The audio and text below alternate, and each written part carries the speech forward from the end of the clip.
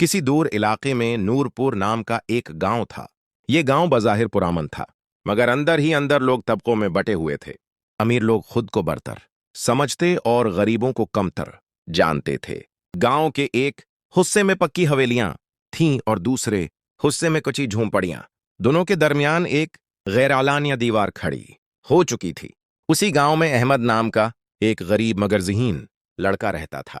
उसके वालिद एक मजदूर थे जो दिन भर मेहनत करते, मगर फिर भी मुश्किल से गुजारा होता।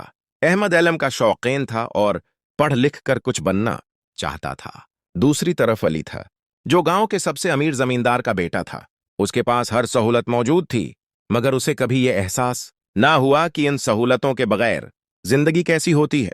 गांव में एक नया स्कूल कायम हुआ, जहां उस्ताद सलीम साहब मुकर्रर हुए। वो निहायत दियानतदार और इंसाफ पसंद इंसान थे। उन्होंने ऐलान किया कि स्कूल में हर बच्चा बराबर है, चाहे वो अमीर हो या गरीब। पहले दिन ही उन्होंने अहमद और अली को एक ही बेंच पर बैठाया।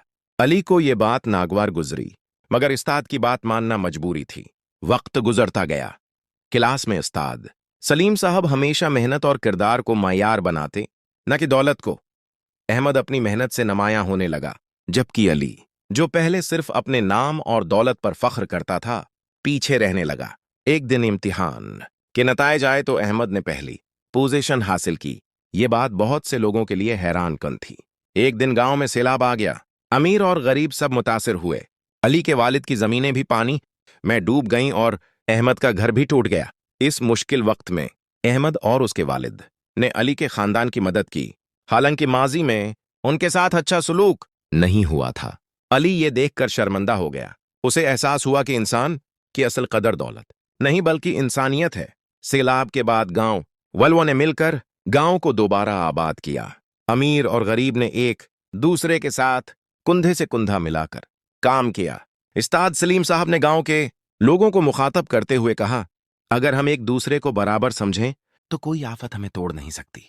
मुसावात ही वो ताकत है जो माशरों को मजबूत बनाती है। इस दिन के बाद नूरपुर बदल गया। लोग एक दूसरे को इंसान की हैसियत से देखने लगे, न कि दौलत या हैसियत के तराजू में तोलने लगे। अहमद और अली गहरे दोस्त बन गए। अली ने भी मेहनत करना सीख लिया और अहमद को अपना भाई समझने लगा। यूं नूरपुर में मसावात की रोशनी फैल गई और गांव वाकई एक पुरामन और खुशहाल जगह बन गया।